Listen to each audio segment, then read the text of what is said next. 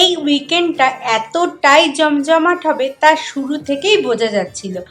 বাড়িতে ছিল একটা ছোট্ট গেট টুগেদার, তাই অভিজিৎ সব কিছু বানাচ্ছিল নিজের হাতে। হ্যাঁ, আমিও হেল্প করেছি, আর আমিও বানিয়েছিলাম চিকেন স্টু আর চিকেন কষা।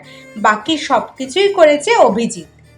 যেমন মেনুতে ছিল স্যাফরন পোলাও, খাসির মাংস, মাছের রোস্ট, ক্যাপসিকামের চাটনি, আর মিষ্টি মুখে ছিল দারুণ চমক। জানো কি বানিয়েছিল?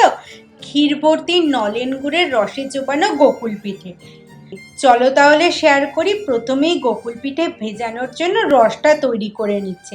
তার জন্য দিয়েছে জলে খেজুর পাটালি। এবার দুধকে করেছে জাল বেশ ঘন করে, তাতে দিয়েছে খোয়া। এবার গ্যাস একদম ধিমে করে আস্তে আস্তে সমানে নাড়িয়ে ক্ষীর বানাতে হবে। এবার তাতে দেব এলাচ গুঁড়ো, তারপর ভালো করে মিশিয়ে ঠান্ডা হতে দাও। এবারে ময়দা আটা মিশিয়ে তাতে সামান্য নুন আর ঘি মিশিয়ে ময়ম দিয়ে নিয়েছি। খেয়াল রাখতে হবে ময়ম যেন এমন করেই মুঠোর মধ্যে জড়ো বাঁধে। এর মধ্যে ঢেলে দেওয়া হবে জল অল্প করে।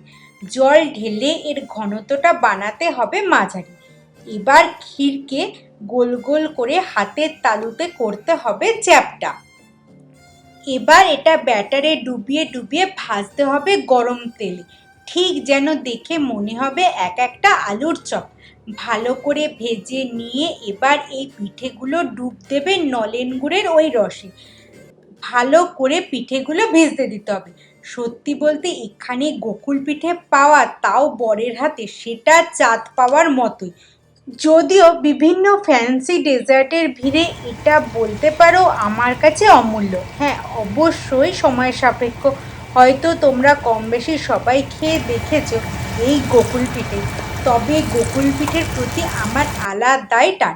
জানো তো, ঠান্ডা হওয়ার ওয়েট পর্যন্ত করতে আমি পারিনি, তার আগেই একটা মুখে চলে গেছে টপাস করে।